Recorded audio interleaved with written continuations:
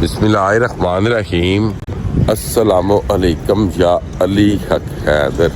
उम्मीद करना जी सारे भरा ठीक हो दे, अल्लाह ताला तुहानू सारे ठीक रखे जी।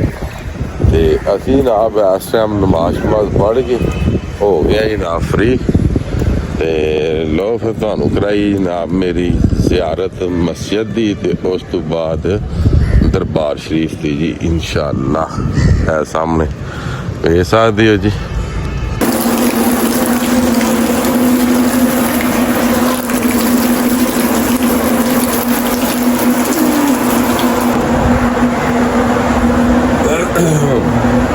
बेसमेंट जी जनाब किया वजू करके हूँ आ गए जनाब उत्ते।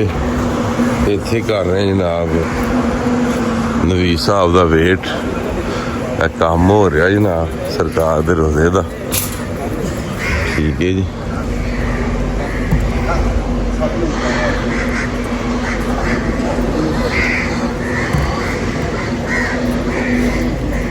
ਲੱਭ ਗਏ ਛੁਆਰ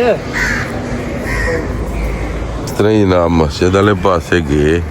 अगे जनाब टोपियां पईयां ने, इथों टोपी लो ना टोपी पानी है, ते फिर मस्जिद टुर जाना। जिस टाइम नमाज पढ़ लैनी, नमाज पढ़ के ते टोपी इत्थे लिया के रख दो।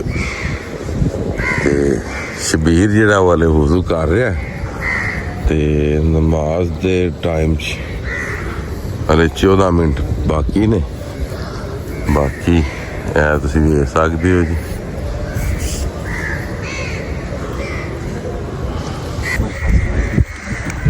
सुनता जिदा कर लिया बाहर ही अदा हूँ जा रहा नमाज वास्ते अंदर ही।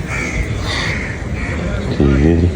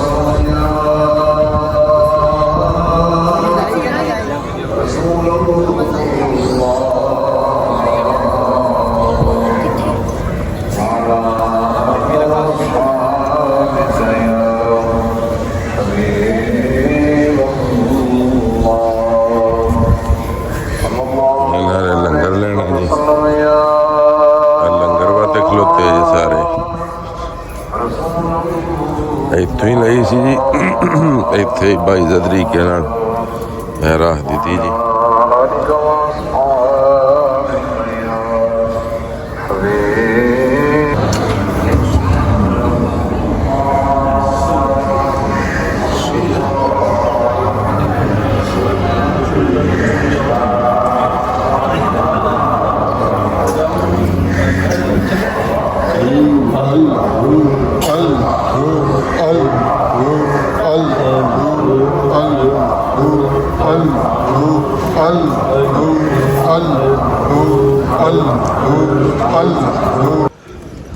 असी जी इस टाइम हाजिर हाँ जी दाता लिए जवेरी सरकार के दरबार से जी।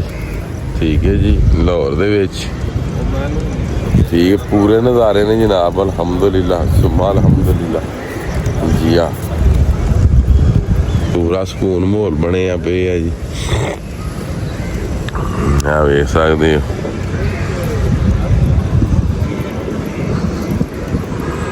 जनाब। इतने जानवर भी पूरे मस्त होए पे ने, पूरे मस्त ने ना।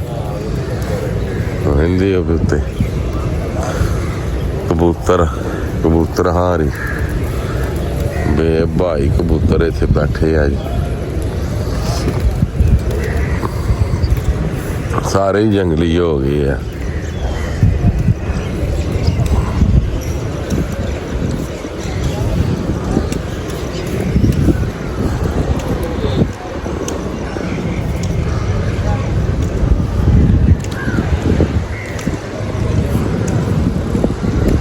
लो जनाब है लाहौर का ना दिल्ली दरवाजा जी।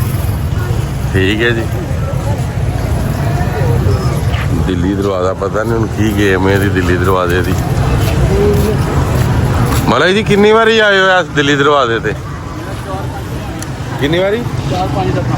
ਅੱਛਾ ਵਾਹ ਭਾਈ, ਆ 14 ਅਗਸਤ ਦੇ ਲੱਗੇ ਇਹ ਦਿੱਲੀ ਦਰਵਾਜ਼ੇ ਦੀ ਹਿਸਟਰੀ ਲਿਖੀ ਨੇ ਜੀ।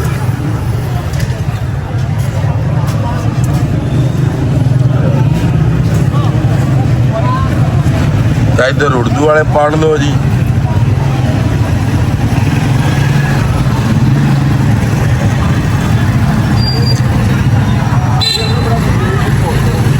ਇੱਧਰ ਇੰਗਲਿਸ਼ ਵਾਲੇ ਪੜ੍ਹ ਲਓ।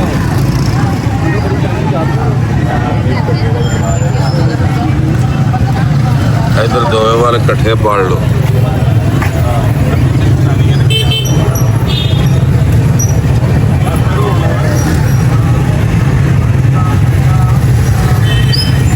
ਦਿੱਲੀ ਦਰਵਾਜ਼ੇ ਦੇ ਵਿੱਚ ਹੋ ਗਏ ਜਨਾਬ ਇੰਟਰ। ਠੀਕ ਹੈ ਜੀ। ਇਹ ਦਿੱਲੀ ਦਰਵਾਜ਼ੇ ਦੇ ਅੰਦਰ ਕੀ ਹੈ ਜਨਾਬ ਜੀ? बड़ी बड़ी पुरानी जनाब बिल्डिंग है जी इत्थे। मस्जिद एक चश्मा अंदर विच बनया पूरा किथे अंदर पता नहीं ऐसा। अच्छा याद नहीं है।